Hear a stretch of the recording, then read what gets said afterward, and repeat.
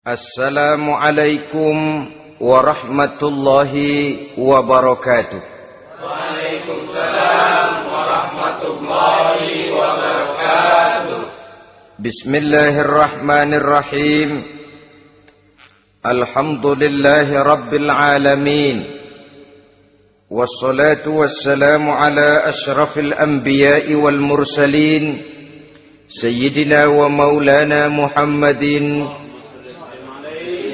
wa ala alihi wa ashabihil mujahidin at-tahirin, amma ba'du. Saudara-saudara kaum muslimin seiman dan sekeyakinan yang berbahagia, pada suatu hari seketika sedang berkumpul dengan para sahabat, Rasulullah pernah memberikan peringatan. Beliau bersabda, yushiku an tada'a alaikumul umamu kama tada'al akalatu ala qas'atiha. Pada suatu saat nanti akan datang di tengah-tengah kamu, wahai umat Islam, di mana orang-orang lain di sekeliling kamu akan bersatu mengerubungi kamu seperti bersatunya orang-orang mengerubungi makanan di atas meja hidangan. Akan datang satu saat nanti di mana kondisimu dikepung sedemikian rupa, yang barat mau menerkam, yang timur mau menghantam, yang selatan mau menginjak-injak, yang utara pun akan menjelajah. Kondisimu seperti makanan di atas meja hidangan. Sebagian sahabat merasa heran dan terkejut, lalu mereka bertanya, amin qillati nahnu yawma izin ya Rasulullah? Apakah jumlah kami pada waktu itu sedikit ya Rasul? Kami sampai dikepung sedemikian rupa? Beliau menjawab, bal antum yawma izin katsir. Sama sekali tidak. Kamu tidak sedikit pada saat itu. Bahkan jumlahmu sangat banyak. Kamu adalah mayoritas. Walakinnakum ghusa'un ka ghusa'is sail. Tetapi keadaanmu saat itu persis seperti buih di lautan. Banyak tetapi centang perenang. Banyak tetapi tidak punya daya dan kekuatan. Banyak tapi dipermainkan gelombang lautan, dihempaskan ke tepian pantai tanpa punya makna dan arti. Kondisimu pada saat itu kuantitas yang tanpa kualitas, sehingga orang lain enak saja mengepung kamu. Akidahmu didangkalkan, dibanjiri dengan peradaban dan kebudayaan yang menjauhkan dari agama. Dari segi maksiat dan munkarat seluruhnya mengepung sampai kita melepaskan nilai-nilai Islam kita ini. Dan celakanya, sambung beliau, waliyanzi'anna fi qulubi aduwikumul mahabata minkum. Akan dicabut kehebatanmu di mata musuh-musuhmu, sehingga pada saat seperti itu orang lain memandangmu umat Islam enteng saja, remeh saja, tidak ada apa-apanya. Sudahlah, pokoknya umat Islam sikat saja. Umat Islam enteng, umat Islam kecil, umat Islam tidak ada apa-apanya. Alangkah ironinya, alangkah menyedihkannya, memilukan dan sekaligus memalukan. Umat yang mayoritas ini dipermainkan oleh yang minoritas. Umat yang jumlahnya terbesar, terbanyak, bahkan konon menurut catatan sampai 90%, tapi dipermainkan oleh mereka kelompok-kelompok kecil ini. Waliyakzifanna fi qulubikumul wahn. Pada saat itu di hatimu dicampakkanlah penyakit wahan. Sahabat kemudian bertanya, wa mal wahnu ya Rasulullah? Apakah penyakit wahan itu ya Rasul? Beliau menjawab, hubbud dunya wa karahiyatul maut. Penyakit wahan itu tidak lain hubbud dunya wa karahiyatul maut. Terlalu cinta kepada dunia dan terlalu takut kepada mati. materialistis dan takut resiko. Dua penyakit inilah yang menyebabkan walaupun umat ini mayoritas, tapi dipermainkan oleh yang minoritas. Walaupun dia golongan terbesar, tapi nasibnya seperti makanan di atas meja makan. Dari segala macam penjuru mau menghantam dia. Saudara-saudara kaum muslimin yang berbahagia, ini merupakan analisa sosial bahwa pada satu saat nanti akan terjadi di tengah-tengah umat di mana kita dihantam dan diserbu dari segala macam penjuru. Akidah didangkalkan, peradaban dan kebudayaan dirusak, makanan dan minuman diracuni, pakaian ditelanjangi dan lain sebagainya, sampai kita melepaskan nilai Islam yang kita cintai ini. Kondisi sosial ini satu saat akan datang kepada kita. Demikian analisa dan peringatan dari Rasulullah sallallahu alaihi wasallam. Marilah sekarang kita melihat, adalah benar bahwa di zaman sekarang kita insya Allah tidak akan mengalami perang Badar sehebat yang pernah dialami oleh Rasul dan para sahabatnya. Tetapi sesungguhnya perang yang kita hadapi di zaman sekarang ini tidak kalah hebatnya dengan perang Badar, tidak kurang dahsyatnya dengan perang Uhud, tidak kurang ngerinya dari perang Khandaq. Hanya saja yang kita hadapi sekarang ini bukan ujung pedang, bukan ujung tombak, bukan ujung panah. Yang kita hadapi sekarang ini adalah perang akidah, perang ideologi, perang mempertahankan keyakinan. Yang kalau kita kalah sekarang, kita memang masih beragama. Tetapi anak kita, cucu kita, generasi yang akan hidup 5, 10, 20, 30 tahun yang akan datang, wallahu a'lam bissawab. Islam, saudara-saudaraku, tidak mungkin hilang dari dunia. Tetapi tidak mustahil Islam gulung tikar dari desa kita. Tidak mustahil Islam gulung tikar dari kampung dan kota kita, jikalau kita tidak menjaganya, jikalau kita tidak memeliharanya, bahkan jikalau kita tidak mewariskannya kepada anak-anak kita, generasi yang akan datang.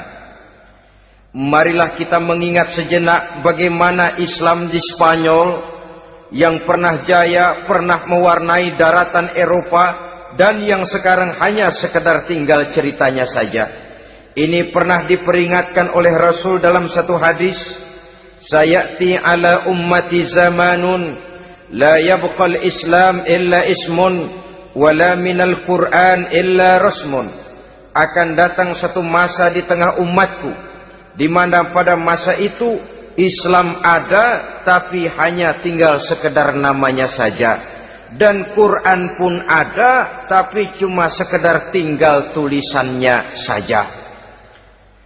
Apabila kita tidak mewariskan ini kepada generasi yang akan datang, maka serbuan-serbuan dari berbagai macam penjuru dari hari ke hari semakin kita rasakan kehebatannya. Tidak mustahil sejarah Spanyol akan terjadi di desa kita, akan terjadi di kampung kita, akan terjadi di kota kita. Orang Spanyol kalau mereka cerita kepada anaknya, mereka akan cerita, "Nak, di sini dulu ada masjid." Kapan, Pak? Dulu bener dah. Banyak orang Islam kalau hari Jumat pada sembahyang, kapan itu, Pak? Dulu sekali. Sekarang cuma sekedar tinggal ceritanya saja. Bukankah sesuatu yang sangat tidak mustahil apabila kita tidak menjaga dan mewariskan Islam ini kepada generasi yang akan datang? Maka serbuan-serbuan akan membawakan hasil yang diinginkan oleh para penyerbu itu tadi. Kita sudah menjadi umat yang mayoritas, tetapi umat yang mayoritas ini menurut Rasul dikepung sedemikian rupa, akidahnya didangkalkan, peradaban dan kebudayaannya ditekan sedemikian rupa, kehidupan sosialnya dibuat individualis. Kemudian dari segi pergaulan, pakaian, makanan, minuman dan sebagainya diracuni sampai dia tidak lagi berpegang teguh kepada agamanya. Dan dikala itu hilang kehebatan umat ini di mata musuh-musuhnya. Orang lain memandang kita ringan saja, enteng saja, satu umat yang sudah kehilangan wibawa. Padahal konon kabarnya kita mayoritas, tapi enak saja dikutak-kutik orang lain. Dan dikala itu di hati kita merajalela penyakit uahan. Penyakit uahan itu apa? Pertama, hubbud dunia, terlalu cinta kepada dunia. Terlalu cinta kepada dunia yang menyebabkan kita lupa. Lupa akan tanggung jawab dan kewajiban. Lupa meneruskan dan mewariskan Islam kepada generasi yang akan datang. Kita berlomba hanya untuk mengejar dunia dan seluruh isinya. Baik dia bernama material, baik dia bernama seksual, baik dia bernama pangkat, jabatan dan kedudukan, berlomba-lomba kita di dalamnya. Sampai tercampaklah penyakit hubbud dunia di dalam hati ini. Berurat dan berakar dunia itu, sulit dan berat kita berpisah daripadanya.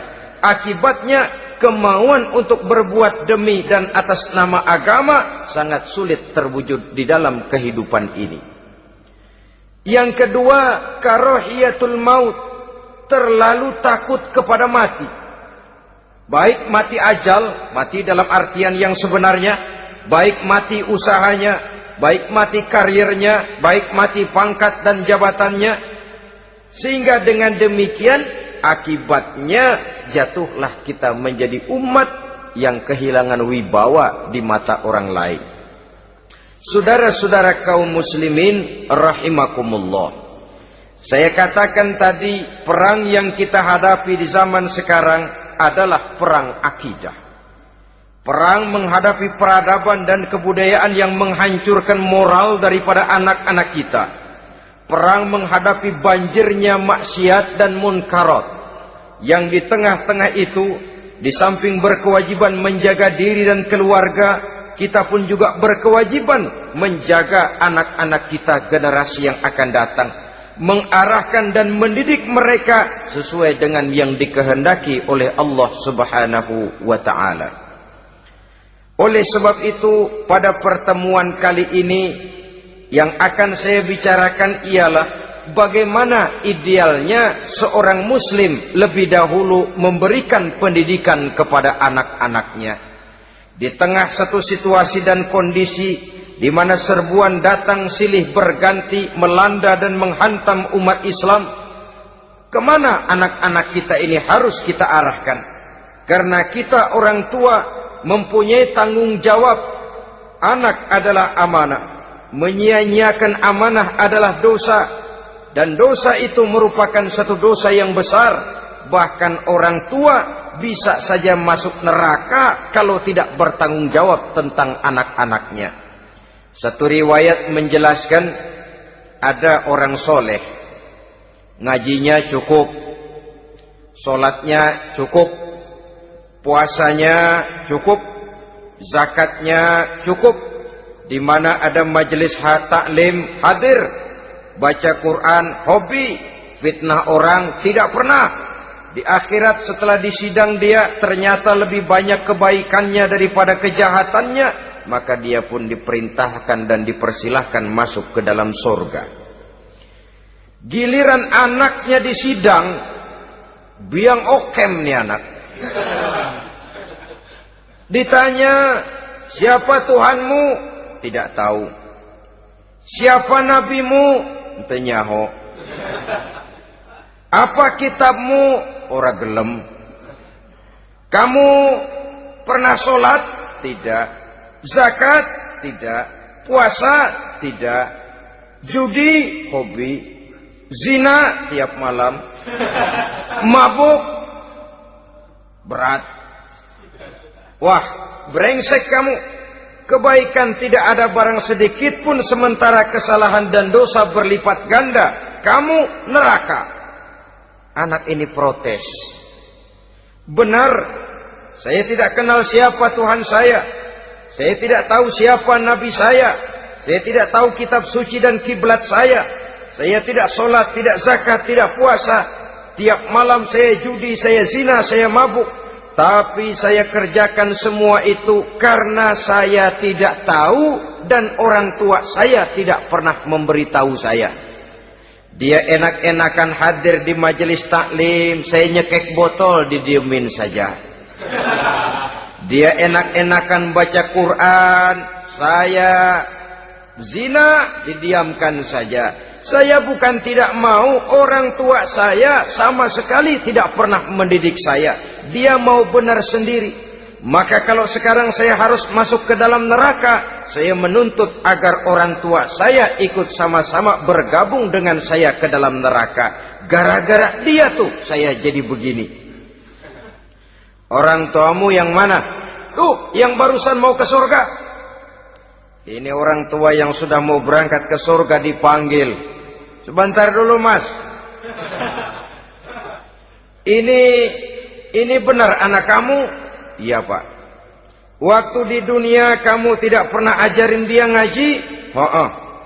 Sampai dia tidak kenal Tuhannya, tidak kenal nabinya, tidak kenal kiblat dan kitab sucinya? Iya, Pak. Dia tidak sholat, kamu diamkan saja. Dia tidak puasa, tidak zakat, kamu bersikap masa bodoh. Bahkan dia judi, dia zina, dia mabuk, kamu pun berdiam diri saja. Iya, Pak. Tahukah kamu bahwa anak ini adalah amanah? Menyia-nyiakan amanah artinya khianat, dan khianat adalah dosa yang sangat besar. Kamu tidak bertanggung jawab, maka kamu, anakmu gabung ke dalam neraka. Saudara-saudara kaum muslimin rahimakumullah, itu sebabnya Allah pesan benar-benar, ya ayyuhalladzina amanu qu anfusakum wa ahlikum nara. Hai orang-orang yang beriman, jaga dirimu dan keluargamu, istri, anak, orang-orang yang menjadi tanggung jawab dan kewajiban kita, jaga dan pelihara mereka dari api neraka. Saudara-saudara kaum muslimin, lalu kalau kita orang-orang tua yang hidup di zaman sekarang ini sudah sering beristighfar, mengurut dada, melihat situasi, membaca peta keadaan, konon tantangan yang akan dihadapi oleh anak-anak kita 15, 20, 25 tahun yang akan datang jauh lebih berat dari apa yang kita hadapi sekarang ini. Maka adalah wajar jika kita sebagai orang tua yang cinta kepada agama, cinta kepada anak-anak kita, berpikir untuk mewariskan nilai-nilai yang luhur ini kepada anak-anak kita generasi yang akan datang. Bagaimana pada mulanya kita harus mendidik mereka? Mari kita telusuri apa yang dicontohkan oleh Al-Quranul Karim. Orang-orang tua bijaksana yang diceritakan dalam Al-Quran, kalau sudah berpikir tentang anak-anaknya generasi yang akan datang, pendidikan pertama yang diberikan kepada anaknya ternyata adalah persoalan akidah. Nabi Ibrahim, pertanyaan yang paling merisaukan beliau buat anak cucunya ialah, ma ta'buduna min ba'di. Saudara bisa lihat surah Al-Baqarah ayat 133. Anak-anakku, kalau pada satu saat nanti aku, ayahmu ini sudah tidak ada lagi, meninggalkan kamu semua, meninggalkan kehidupan dunia ini, ma ta'buduna min ba'di, apa yang akan kamu sembah nak kalau ayah sudah tidak ada lagi? Jikalau ayahmu sekarang masih rajin ke masjid, melakukan rukuk dan sujud, i'tikaf dan membaca Quran, kalau satu saat ayahmu meninggalkan dunia ini, masihkah engkau mau ke dalam masjid? Masihkah engkau rukuk dan sujud? Masihkah engkau i'tikaf? Ma ta'buduna min ba'di, apa yang akan kamu sembah kalau aku ayahmu tidak ada lagi nak? Ditanamkan bukan hanya keyakinan bertauhid, sekaligus juga menyembah kepada Allah yang kita yakinkan dengan tauhid itu tadi. Bukankah berbeda dengan kita kebanyakan orang tua sekarang? Kita tidak pernah berpikir ma ta'buduna min ba'di. Kalau bapak tidak ada, kamu nyembah apa nak? Kita orang tua sekarang pagi-pagi malah berpikir ma ta'kuluna min ba'di. Kalau bapak enggak ada, kamu nanti makan apa nak? Bukan nyembah apa yang kita pertanyakan, bukan nyembah apa yang kita khawatirkan, makan apa nak? Maka yang dicari lalu sekolah-sekolah yang bonafit, yang tidak peduli apakah itu merusak imannya, mematikan akidahnya, menghancurkan keyakinannya. Yang penting ada jaminan hari depan bisa dapat lapangan kerja. Akibatnya berduyun-duyun orang-orang tua muslim menyekolahkan anaknya di sekolah-sekolah yang bukan Islam, yang nyata-nyata membahayakan akidahnya, dididik dengan kultur dan budaya yang bertentangan dengan nilai-nilai agamanya. Bukankah ini berarti merelakan anak untuk dikafirkan? Bukankah ini artinya menyerahkan anak untuk ditulis menurut selera para pendidik yang tidak sesuai dengan nilai akidah yang dimilikinya? Mengapa kita tidak berpikir seperti Nabi Ibrahim, yang sebelum memberikan pendidikan kecerdasan, sebelum pendidikan matematika, IPS, PSPB dan disiplin ilmu lainnya, yang pertama ditanamkan ma ta'buduna min ba'di. Kalau ayahmu tidak ada, kamu menyembah apa nak? Menyembah Allah apa nanti malah menyembah harta? Menyembah Allah apa nanti malah mendewa-dewakan pangkat dan jabatan? Menyembah Allah apa malah nanti menyembah alam? Itu yang dikhawatirkan Nabi Ibrahim kepada generasi yang akan datang. Dan itu saudara-saudara yang seharusnya mengkhawatirkan kita kepada anak-anak kita, generasi yang akan datang. Lihatlah serbuan akidah di zaman sekarang ini. Dimanfaatkan kemiskinan kita umat Islam.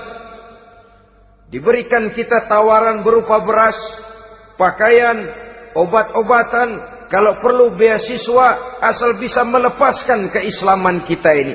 Bertahap, sedikit demi sedikit, step by step, shibran bi shibrin wa zira'an bi zira'in. Dan harus saya ingatkan, orang di zaman sekarang tidak mungkin menghantam Islam secara frontal.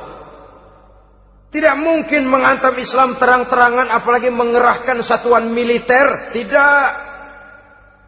Orang berhitung bagaimanapun kondisi dan kualitasnya umat Islam, mereka masih punya satu modal penting, fanatisme agama. Kalau ini disulut, api jihad segera berkobar, dan hanya maut yang bisa menghentikan orang yang dibakar dengan semangat jihad. Orang tahu itu. Betapa Uni Soviet kedodoran menghadapi mujahidin Afghanistan yang disulut oleh semangat jihad yang berkobar dengan persenjataan yang primitif ketimbang persenjataan Uni Soviet. Entok mereka pantang surut mundur ke belakang. Jadi jangan mimpi bahwa orang mau menghantam Islam ini dengan melarang pengajian, meruntuhkan masjid, menyegel pondok pesantren. Tidak. Melarang orang sholat. Tidak. Kalau perlu masjid diperbanyak, musola diperbesar. Tapi bikin itu masjid seperti museum. Besar, megah, mercusuar, tapi bikin seperti museum. Tempat orang kagum, tempat orang memuji, tapi sunyi dari nilai-nilai ibadah. Saudara-saudara kaum muslimin, untuk sampai kepada penghantaman akidah, jalan yang paling mudah dirintis sekarang ini secara bertahap dan sistematis, memisahkan umat Islam dari Islamnya. Biarkan mereka bernama Muslim. Biarkan di atas kartu penduduknya tertulis agama Islam. Tapi tanamkan budaya-budaya yang menyebabkan cara bergaul mereka, cara berumah tangga mereka, cara bertetangga mereka, sampai kepada cara mereka berpakaian, cara mereka bergaul, cara mereka makan dan minum, cara mereka mendidik dan menyekolahkan anak sama sekali tidak lagi mencerminkan nilai-nilai yang islami. Itu sudah satu usaha yang paling praktis, memisahkan umat Islam dengan Islamnya. Kalau sadarlah kita ke arah ini usaha orang di zaman sekarang, maka yang harus pertama kita tanamkan kepada anak-anak kita, didik mereka dengan jiwa tauhid yang mengkristal di dalam batinnya, meresap sampai ke tulang sumsumnya, yang tidak akan sampai pun nyawa berpisah dari badannya, akidah itu tidak akan berpisah dari hatinya. Bahkan dia sanggup dengan tegar berkata, lebih baik saya melarat karena mempertahankan iman daripada hidup mewah dengan menjual akidah. Satu khitah, satu garis kehidupan yang perlu kita wariskan kepada anak-anak kita, generasi yang akan datang. Dahulu ada satu tradisi, saudara-saudara. Kalau anak gadis kita dilamar orang lalu bertanya, anakmu mau ngelamar gadis saya, apa sudah khatam Quran berapa kali? Apa sudah bisa baca kitab macam-macam dan lain sebagainya? Sehingga lahirlah satu kebanggaan. Apapun motifnya, tapi pertanyaan semacam ini zaman sekarang sudah langka. Paling-paling yang ditanya kalau anaknya dilamar orang, anakmu kerja di mana? Gajinya sebulan berapa? Kendaraannya bebek apa soang? Apa-apa? Itu yang kita pertanyakan, berkisar di seputar materi, kerja, job, status sosial, dan lain sebagainya. Perkara bisa baca Quran atau tidak, nomor 18. Perkara sembahyangnya rajin apa tidak, nomor 36. Saudara hadirin, akibatnya terjadi pergeseran nilai. Maka mendidik anak menurut tuntunan Quran adalah seperti yang diberikan contoh oleh Luqmanul Hakim, yang diceritakan dalam surah Luqman mulai ayat 11 dan selanjutnya. Apa pendidikan pertama yang harus kita berikan kepada anak? Pertama, ya bunayya la tusyrik billah. Wahai anakku, jangan sekali-kali engkau menyekutukan Allah. Nah, jaga tauhid, pelihara iman, mantapkan akidah. Ini dasar yang pertama. Belum lagi anak mengenal berbagai macam disiplin ilmu, yang pertama ditanamkan tauhid. Ini yang mendasari kehidupan. Ini yang akan mewarnai dan menjadi warna dari kepribadian seseorang. Sentuhan jiwa tauhid di dalam diri si anak. Belum lagi sempat dia kenal yang lain. Yang pertama yang kita tanamkan, kita wariskan, kita berikan, la tusyrik billah. Jangan sekali-kali menyekutukan Allah. Nah, kalau ini sudah tertanam, ini sudah merupakan satu fondasi yang kuat. Selebihnya nanti tinggal melihat bakat si anak, kemana dia harus dididik ini.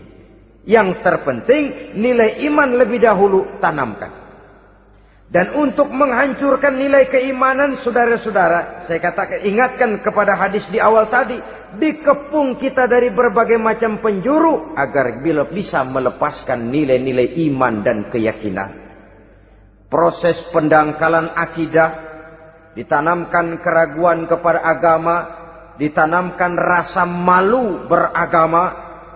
Sholat malu, baca Quran malu, berangkat ke masjid malu, pakai jilbab malu.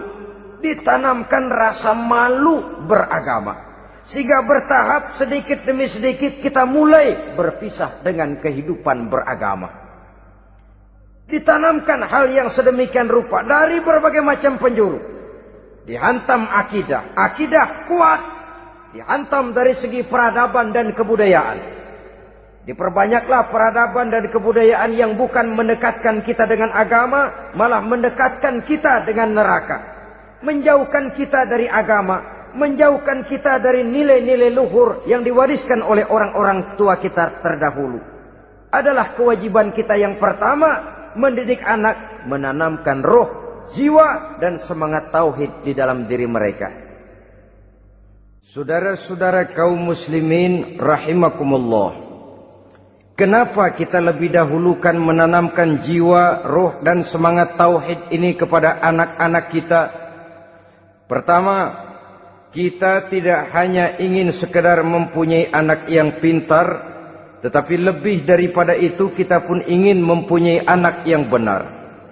Segala macam disiplin ilmu, segala macam bentuk penalaran ilmiah dan pengisian intelektualitas manusia mungkin di satu sisi akan membuat dia pintar, tapi di sisi lain belum tentu akan membuat dia benar. Nabi pernah memberikan peringatan, "Man izdada ilman wa lam yazdad huda, lam yazdad minallahi illa bu'da." Orang yang hanya bertambah ilmu pengetahuannya tapi tidak bertambah hidayah dari Allah, tidak makin mantap keimanannya, maka seluruh nilai-nilai ilmunya hanya akan menjauhkan dia dari Allah Subhanahu wa taala. Dan adalah lebih merupakan azab daripada nikmat kalau kita diberikan ilmu pengetahuan yang hanya akan menyebabkan kita semakin jauh dari Allah Subhanahu wa taala. Yang kedua, sesungguhnya roh, jiwa dan semangat tauhid yang melekat dalam diri anak pada puncaknya akan melahirkan satu disiplin murni yang tumbuh dari dalam dirinya sendiri, di mana si anak dalam kehidupannya merasakan dimanapun dia berada, kemanapun dia pergi, ia selalu merasakan kehadiran Allah dekat dalam hidupnya. Ia sadar sesadar-sadarnya bahwa tidak ada satu perbuatan yang bagaimanapun kecilnya yang bisa disembunyikan dari kekuasaan Allah Subhanahu wa taala. Yang ketiga, dengan penanaman roh, jiwa dan semangat iman ini, maka diharapkan anak-anak nanti pada pertumbuhannya sanggup mengendalikan hawa nafsunya. Dengan kata lain, bahwa penanaman jiwa tauhid, penanaman roh dan semangat keimanan ini merupakan kondisi dasar yang harus dilakukan sebelum yang lain-lainnya. Kemudian pendidikan kedua yang diberikan oleh Al-Quran melalui contoh dan model dengan Luqmanul Hakim ini, setelah menanamkan tauhid, ditanamkanlah kepada si anak ini rasa hormat kepada orang tuanya. Wa wassaynal insana biwalidayhi, dan kami wasiatkan kepada manusia untuk berbakti kepada ibu bapaknya. Hamalathu ummuhu wahnan ala wahnin, karena ibunya telah mengandungnya dengan kepayahan di atas kepayahan. Maksudnya dengan kepayahan dan kelelahan yang berlipat ganda. Sehingga ketika Rasul ditanyakan orang, "Ya Rasul, siapa yang paling harus saya taati di dunia ini?" Beliau menjawab, "Ibumu." Kemudian, "Siapa lagi ya Rasul?" "Ibumu." Setelah itu, "Siapa lagi ya Rasul?" "Ibumu." Dan kemudian, "Siapa ya Rasul?" "Bapakmu." Ibu, ibu, ibu, bapak. Bahkan al-jannatu tahta aqdamil ummahat, surga berada di bawah telapak kaki ibu. Bagaimana menanamkan rasa hormat kepada orang tua di hati anak? Tentu yang pertama, bagaimana orang tua bisa memberikan keteladanan. Marilah kita sebagai orang-orang tua ini menyadari bahwa sebelum anak kenal sekolah dasar, sebelum anak kenal TK, ibtidaiyah, sanawiyah sampai kepada perguruan tingginya, yang pertama dia kenal adalah lingkungan rumah tangganya, gurunya adalah ibu bapaknya. Di sini berlakulah apa yang dinamakan keteladanan. Keteladanan jauh lebih berhasil daripada sekedar teori-teori yang muluk. Keteladanan jauh lebih berhasil daripada berbagai macam indoktrinasi dan penataran. Kurangnya keteladanan akan menyebabkan anak mencari pola. Apabila kita orang tua ini tidak bisa memberikan keteladanan yang baik kepada anak-anak kita, maka pada suatu saat anak-anak akan menganggap enteng dan kehilangan wibawa kita sebagai orang tua di mata mereka. Dikala itu akan sangat sulit kita membentuk kepribadian mereka. Bukankah di zaman sekarang ini kita banyak mengalami krisis wibawa, krisis figur? Ada yang karena rapotnya merah melulu, gurunya dikeroyokin. Pak guru pulang sekolah dicegat. Bahkan nyaris ada orang tua pernah dibunuh oleh anaknya sendiri. Dan lain sebagainya, kasus-kasus yang sebenarnya tidak perlu terjadi. Karena memang bukan saja bertentangan dengan nilai budaya kita sebagai bangsa, tapi juga bertentangan dengan ajaran agama kita sendiri. Krisis wibawa, krisis figur, yang juga akibatnya harus kita sadari banyak faktor yang membentuk kepribadian anak. Pergaulannya, yang dibacanya, yang ditontonnya, yang disaksikannya di dalam kehidupan. Benar kita menyekolahkan mereka, tapi berapa jam mereka di sekolah? 6 jam, 7 jam paling lama. Sedangkan mereka hidup 1 hari 1 malam 24 jam. Kalau cuma 7 jam di sekolah, ini berarti lebih banyak dia di luar sekolah. Dan di luar sekolah itu artinya ya rumah tangganya, ya temannya, ya lingkungan di mana dia tinggal, yang seluruhnya sangat besar pengaruhnya dalam ikut membentuk kepribadian anak-anak kita. Saya katakan tadi, di samping kita menghadapi perang akidah, kita pun berhadapan di dalam perang menghadapi peradaban dan kebudayaan yang bukan saja menjauhkan kita dari agama, tetapi sanggup menghancurkan moral daripada anak-anak kita. Secara pribadi, saudara-saudara, saya iri, saya kagum misalnya dengan kemajuan yang diperoleh oleh negara tetangga kita, Jepang misalnya. Padahal tahun 45 ia pun hancur lebur oleh meledaknya atom di Hiroshima dan Nagasaki. Tapi bagai satu tenaga raksasa kemudian Jepang bangkit menjadi satu negara superpower di Asia. Bahkan gurunya saja Amerika sekarang ini kewalahan menghadapi perang dagang dengan Jepang ini. Dan yang menarik, Jepang bisa maju dan modern dengan tetap menjadi Jepang, tanpa harus kehilangan identitasnya sebagai satu bangsa, tanpa harus kehilangan kepribadiannya sebagai satu bangsa. Sebagai negara yang sedang berkembang, kita sering latah. Kita ingin meniru Barat, tapi bukan teknologinya, westernisasinya yang kita tiru. Bukan isinya, kulitnya yang kita ambil. Akibatnya apa? Modernnya belum, orangnya sudah Barat. Bergaulnya sudah cara Barat, berumah tangganya sudah cara Barat, berpakaiannya sudah cara Barat, mendidik anaknya sudah cara Barat. Di mana ketemu orang tua cukup hello daddy.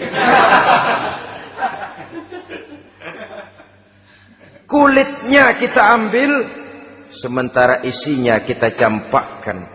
Ironi dan menyedihkan. Padahal kita sesungguhnya bisa maju dan modern, bisa mengejar segala ketinggalan dan keterbelakangan kita, dengan tetap menjaga nilai-nilai luhur budaya kita sebagai satu bangsa, mengambil isinya, dan kalau memang tidak perlu, lalu mencampakkan kulitnya. Pengaruh peradaban dan kebudayaan yang menghancurkan moral daripada anak-anak kita oleh pesatnya arus teknologi, oleh pesatnya arus komunikasi, di mana hal-hal yang terjadi di belahan dunia lain dapat kita saksikan hari ini juga melalui layar televisi, yang terjadi di Amerika, di Eropa, di Afrika, di ujung dunia yang paling ujung sekalipun. Di ujung dunia yang paling ujung, hari ini kejadian, hari ini sudah bisa kita saksikan. Pesatnya arus komunikasi, kalau jatuh ke tangan anak-anak kita yang belum mempunyai filter, daya saring positif, akan dicerna oleh mereka tanpa memilah dan memilih. Akibatnya, orang kampung bilang kelolodan. Makan nggak dikunyah lagi. Tentu saja akhirnya kelolodan. Dan kalau sudah kelolodan, menyusahkan kita seluruhnya. Oleh karena itu budaya menghormati orang tua perlu dijaga, perlu dipelihara dan diwariskan kepada anak-anak kita. Tali silaturahmi sehingga ada respeknya kepada orang tuanya. Jangan bapaknya dianggap CS, ibunya dianggap CS, kakeknya dianggap CS. Hilang rasa respek, hilang rasa menghormati. Sementara orang tua sendiri tidak bisa memberikan keteladanan, kurang mendapat perhatian dan lain sebagainya. Apalagi kalau baik ibu maupun bapak adalah orang-orang karier yang setiap hari sibuk menghadapi tugas masing-masing. Bapak sibuk rapat, pindah kantor sana kantor sini, ibu sibuk arisan, besarlah anak-anak di tangan pembantu dan lain sebagainya, sehingga dia merasa kurang mendapat perhatian, dan ini akan ikut membentuk warna dari kepribadian yang dimilikinya. Sampai kepada pelosok-pelosok desa, jaringan televisi memang menguntungkan. Tapi kalau sudah sampai kepada menayangkan budaya-budaya yang tidak sesuai dengan pola di mana mereka tinggal, pola lingkungannya, dan ingin mereka terapkan dalam kehidupan, ironi dan menyedihkan. Maka sering dikatakan, jikalau ABRI masuk desa, rakyat beruntung. Jikalau listrik masuk desa, rumah jadi terang. Jikalau koran masuk desa, rakyat jadi cerdas. Jikalau hakim masuk desa, rakyat lalu sadar hukum. Tapi jikalau maksiat dan munkarat masuk desa, minuman keras masuk desa, judi masuk desa, pelacuran masuk desa, rakyat tentu kiamat. Dan kita harus punya budaya untuk memilah dan memilih, mempunyai filter untuk jadi daya saring positif. Oleh karena itu saudara-saudara, tahap kedua setelah menanamkan jiwa tauhid kepada anak, tanamkan rasa hormat kepada orang tuanya. Orang tua itu ibu bapaknya, orang tua itu guru-gurunya yang mengajarkan dia, atau yang dianggap tua yang lebih senior dari dia. Karena tidak ada satu peradaban yang berdiri sendiri. Bagaimanapun maju dan modernnya kita sekarang, tentu merupakan mata rantai yang berkaitan dari generasi terdahulu. Ini yang kedua. Setelah tauhid, berbakti kepada ibu dan bapak. Tidak ada satu kebahagiaan yang bisa ditegakkan di dunia ini tanpa doa, tanpa restu daripada ibu dan bapak. Ini keramat hidup. Doanya dikabul Allah dan kutuknya juga dikabul oleh Allah Subhanahu wa ta'ala. Jadi mendidik anak setelah menanamkan jiwa tauhid, menanamkan rasa hormat dan taat berbakti kepada ibu bapaknya. Itu yang kedua. Kemudian yang ketiga, melalui model Luqman, Quran mendorong kita untuk mendidik anak menanamkan etika otonom. Apa itu? Ya bunayya innaha in takum mithqala habbatin min khardalin fatakun fi sakhratin aw fis samawati aw fil ardi ya'ti biha Allah. Wahai anakku, sesungguhnya kalau ada satu kebaikan yang kamu kerjakan, kecil, tidak nampak oleh pandangan mata yang zahir, yang kecil itu tersembunyi di puncak langit, di dasar bumi yang paling dalam, atau di tengah batu hitam sekalipun, Allah pasti mengetahuinya dan pasti akan memberikan balasan yang seadil-adilnya. Pendidikan apa ini? Pendidikan moral, menanamkan etika otonom. Nah, kau berbuat baik jangan karena dilihat orang. Kau tidak mau melakukan kejahatan jangan cuma karena ada polisi. Kalau ada polisi kau tidak mau jahat, kucing juga begitu. Coba lihat kucing, taruh ikan asin di piring kaleng, tongkrongin. Aduh, kucing kalem, sopan, tenang. Sedikit kita lengah, habis ikan digarap.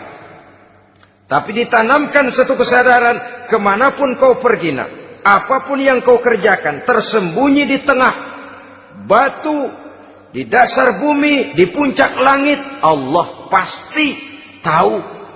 Dalam bahasa yang ringan, nak, Kita ini diawasi oleh 2 hiperkomputer yang maha sensitif. Produksi langit, mereknya Rokib dan Atid. Itu komputer yang sangat peka dan sensitif. Jangankan kita berbuat, kita berniat baik saja, komputer sudah nyatat sendiri. Inilah yang orang sekarang namakan waskat, pengawasan malaikat. Kalau hidup sudah merasa diawasi oleh malaikat, waskat berhasil. Tapi kalau waskat sudah diawasi malah nekat, itu yang gagal. Atau yang diawasi dan yang mengawasi sama-sama sepakat, itu juga bisa cincai. Saudara-saudara kaum muslimin rahimakumullah. Waskat dalam pengertian kita muslim, bagaimana hidup ini merasakan diawasi oleh malaikat. Intelektualitas yang tinggi sekalipun, IQ yang nilainya plus sekalipun, disiplin ilmu yang bagaimanapun banyak yang memenuhi benak kita, tanpa diiringi oleh etika otonom, orang sering mencari celah dan kesempatan. Mencari celah dan kesempatan. Tapi kalau sudah merasa, kemanapun saya pergi, dimanapun saya berada, kebaikan bagaimanapun sekecilnya saya lakukan, toh Allah pasti akan memberikan balasan. In khairan fa khairun, wa in syarran fa syarrun. Jikalau baik, baik balasan yang kita terima. Jikalau jahat, jahat kejahatan yang kita terima. Kalau sudah ke arah ini kita berpikir, maka sesungguhnya kalau kita berbuat baik kepada orang lain, hakikatnya kita sudah berbuat baik kepada diri kita sendiri. Lalu tidak ada merasa rugi berbuat baik kepada orang. Karena manakala dia melakukan kebaikan kepada orang lain, artinya dia sudah berbuat baik untuk dirinya sendiri. Jadi setelah tauhid, kemudian berbakti kepada ibu bapak, yang ketiga baru pendidikan tentang akhlak, tentang moral. Pola ini yang sering terlupakan oleh kita, bahwa bagi kita itu pendidikan tidak lain upaya mencerdaskan otak anak. Jangan sampai sebab ini kelihatannya pembangunan makin maju, persaingan hidup makin tajam, tensi ekonomi semakin tinggi, sementara jumlah tenaga kerja dengan lapangan kerja yang tersedia jauh dari mencukupi. Jikalau tidak membekali anak dengan pendidikan yang menunjang lapangan pekerjaan, orang tua khawatir, takut sekali anaknya jadi gelandangan. Dikhawatirkannya kehidupan dunia ini, sementara dia lupa kalau anaknya bisa jadi gelandangan di akhirat. Padahal selama-lamanya gelandangan di dunia, paling seumur manusia itu 60 tahun, 70 tahun lah umur orang sekarang. 70 itu sudah luar biasa itu. Tapi kalau harus menggelandang di akhirat, menjadi gelandangan di akhirat, alangkah menyedihkannya. Apakah akan kita korbankan satu kehidupan yang langgeng, abadi, cuma karena tertipu oleh fata morgana dan kamuflase? Kita korbankan yang sedikit, kita korbankan yang besar karena kita memilih yang sedikit. Dalam bahasa Al-Quran memang pernah diceritakan hidup ini hakikatnya perlombaan, saudara-saudara. Perlombaan. Dan di dalam perlombaan itu ada yang menang, ada yang kalah. Al-Quran lalu memberikan peringatan, Alhaakumut takatsur, kamu telah lalai karena berlomba-lomba memperbanyak harta, mempertinggi pangkat dan kedudukan, hatta zurtumul maqabir, sampai kamu akan masuk ke liang kubur baru sadar. Apalagi kalau nafas sudah sampai di tenggorokan. Persis Fir'aun sudah tenggelam di lautan merah, mau mampus, baru dalam sekaratnya amantu bi Rabbi Musa wa Harun. Kalau begini caranya, saya juga percaya kepada Tuhan Musa dan Harun, percaya kepada Allah. Sudah mau mati, baru amantu bi Rabbi Musa, kami percaya kepada Tuhan Nabi Musa, kata Fir'aun. Malaikat maut kesel benar, dilelepin terus di laut. Mampus lu sekalian. Hidup ini memang kita berlomba. Berlomba dengan waktu, berlomba dengan umur, berlomba dengan tenaga, berlomba dengan tetangga. Yang jangankan kita sampai mundur, berhenti saja sejenak, kita akan ditinggalkan oleh yang lain. Tiada kata mundur, bahkan tiada kata berhenti. Sekali kita melangkah, melangkahlah terus. Tapi berlombalah seperti yang dikehendaki Quran. Fastabiqul khairat. Berlomba-lombalah di dalam kebajikan. Jangan berlomba-lomba di dalam kemaksiatan, kemunkaran, kejahatan. Berlombalah dalam urusan kebaikan. Saudara-saudara kaum muslimin rahimakumullah. Tauhid, berbakti kepada ibu bapa, kemudian pendidikan tentang moral. Apabila pendidikan tentang moral sudah tertanam, barulah lihat bakat si anak. Kemana bakatnya? Anak saya kelihatannya dari kecil demennya main bedil-bedilan saja. Abri kali itu. Kirim ke Magelang, masukkan akabri. Tapi dengan syarat 3 itu tadi. Iman sudah tertanam, rasa bakti kepada ibu bapak sudah ada, dan punya nilai moral. Sehingga boleh jadi nanti dia menjadi jenderal yang beriman, yang berbakti kepada ibu bapaknya, dan punya moral yang tinggi. Kan lebih baik rakyat rendah tapi akhlaknya tinggi daripada pejabat tinggi tapi moralnya rendah. Jauh lebih baik rakyat rendah punya moral tinggi ketimbang pejabat tinggi punya moral rendah. Nilai moral ini yang jadi ukuran dan barometer di masyarakat. Yang ini yang sering kita lupakan. Bahwa kehancuran satu bangsa dimanapun di dunia ini selalu dimulai dengan kehancuran moral daripada bangsa itu sendiri. Sekarang membina nilai moral ini berat. Gadis kita, remaja, putri, diberikan pakaian jilbab, mungkin dia sendiri masih setengah-setengah. Ditambah lagi oleh ledekan temennya. Jilbab lah kuno. Bau sorga lah, bau masjid lah, bau menyan lah. Ditanamkan rasa malu untuk hidup dekat dengan agama. Kalau moral semacam ini sudah tertanam, sedikit demi sedikit kita mulai mengucapkan selamat tinggal kepada agama. Dan kemalangan apa yang lebih malang kalau kita sudah jauh dari agama ini? Bukankah Islam telah menyelamatkan manusia dari penyakit jahiliyah dan membawanya kepada satu kehidupan yang maju dan modern? Kalau kita tinggalkan Islam ini, bukankah artinya kita akan kembali kepada satu zaman jahiliyah? Hanya saja jahiliyah itu berada di abad modern. Versinya tentu lebih modern. Kalau zaman jahiliyah dulu mabuknya pakai arak, zaman sekarang sudah macam-macam orang bisa mabuk. Kalau zaman jahiliyah dulu anak perempuan dikubur hidup-hidup, zaman sekarang kadang-kadang belum sempat lahir ke dunia, malah sudah dibunuh lebih dahulu. Versinya saja yang berbeda. Kalau di zaman jahiliyah dahulu manusia menyembah batu yang bernama Latta, Uzza, Manat dan Hubal. Di zaman jahiliyah modern sekarang ini, orang sering menyembah kepala bagiannya, sering menyembah atasannya, sering menyembah komputer, sering menyembah teknologi modern yang lebih diyakininya daripada Allah sebagai keyakinan sentral di dalam hidupnya. Saudara-saudara kaum muslimin rahimakumullah.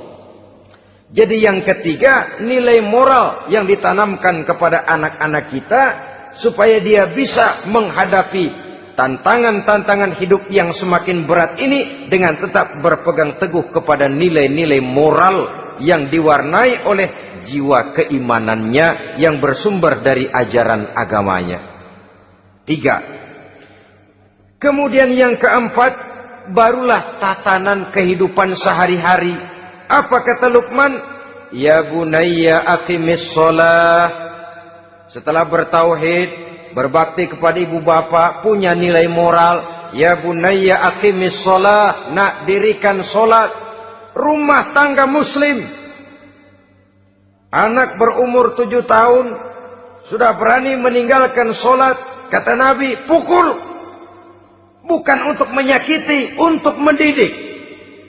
Karena sayang kepada anak. Saudara-saudara, kita khawatir betul kepada anak. Kalau dia pulang dari sekolah, buru-buru kita sebagai orang tua bertanya, sudah makan nak? Sudah istirahat nak? Tapi jarang kita sebagai orang tua melontarkan, sudah sholat nak? Bahkan kita bisa memberikan sugesti kepada anak. Nah, kalau kau naik kelas 1 sampai naik ke kelas 2, bapak beliin sepeda. Tamat SD nak, motor. Tamat SMP nak, ke Bali kita. Tamat SMA nak, Singapura.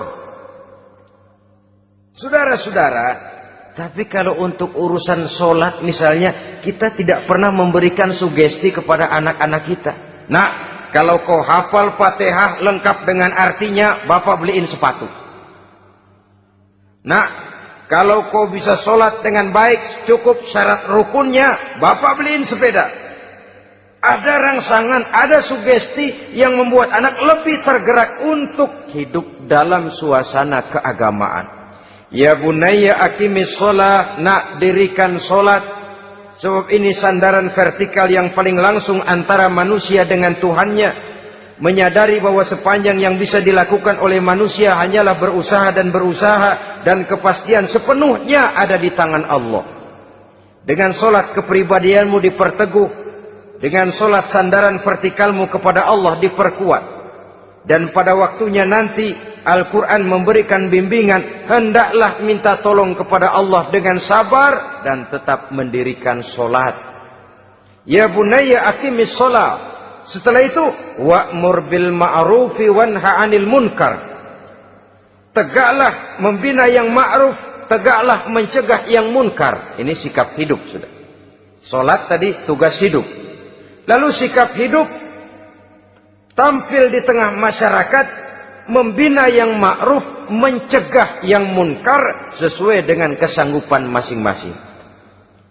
Bukankah setiap kita kepingin punya anak yang bermanfaat, setidaknya bagi keluarganya, syukur kalau bisa bagi lingkungannya, bagi masyarakat, bangsa dan negaranya. Dan satu di antara tanda orang yang bermanfaat, kalau dia bisa hidup menjadi penganjur yang ma'ruf dan pencegah yang munkar. Dan itu kalau tidak ada hidayah, sulit orang mau melaksanakan itu. Sebab apa? Ada kecenderungan belakangan ini di mana agama dianggap urusan pribadi. Sehingga orang lalu sering bilang, jangan bawa-bawa agama dah, itu kan bukan urusan agama. Ini sudah ciri berpikirnya sekuler. Jangan bawa-bawa agama. Agama urusan pribadi. Artinya orang mau sholat mau enggak, jangan bilang apa-apa dah. Urusan dia sendirian. Dia mau puasa dia enggak, merdeka saja, urusan pribadi. Agama bukan persoalan pribadi. Apalagi jika sudah menyangkut amar ma'ruf dan nahi munkar. Siap menegakkan yang baik, mencegah yang munkar, untuk tegaknya satu masyarakat yang diwarnai oleh kebaikan dan terhindar dari segala macam kejahatan. Dan terus ayat-ayat selanjutnya mencerminkan sikap hidup. Namun yang intinya, cara mendidik anak yang baik, yang dicontohkan oleh Al-Quran dengan Luqmanul Hakim sebagai model. Pertama, tanamkan tauhid. Yang kedua, tanamkan rasa hormat dan berbakti kepada ibu bapaknya. Yang ketiga, tanamkan moral, nilai akhlak yang tinggi. Setelah itu yang keempat, biasakan hidup dalam suasana keagamaan. Kontrollah sholatnya, kontrollah baca Qur'annya, kontrollah puasanya di bulan Ramadan. Ajaklah anak-anak sholat berjamaah, sehingga dengan demikian dia terbiasa oleh satu suasana yang mendekatkan dia dengan nilai agamanya. Dari sana diharapkan nilai-nilai ilmu yang didapatnya dari bangku sekolah akan menciptakan keseimbangan dengan yang ditanamkan oleh orang tuanya dalam bentuk yang dijelaskan oleh surah Luqman itu tadi. Sehingga apabila keseimbangan ini terwujud, akan menjalin keseimbangan dalam pola berpikir, dan keseimbangan dalam pola berpikir akan melahirkan keseimbangan dalam perbuatannya. Terwujudlah kita harapkan insan yang fid dunya hasanah wa fil akhirati hasanah. Inilah harapan kita semua. Mudah-mudahan Allah memberikan kekuatan kepada kita untuk mewariskan nilai-nilai yang baik kepada generasi yang akan datang. Sehingga esok harus lebih baik daripada hari ini, dan lusa harus lebih baik daripada hari esok. Terima kasih atas perhatian saudara. Mohon maaf atas segala kekurangan. Usikum wa nafsi bitaqwallah. Wassalamualaikum warahmatullahi wabarakatuh.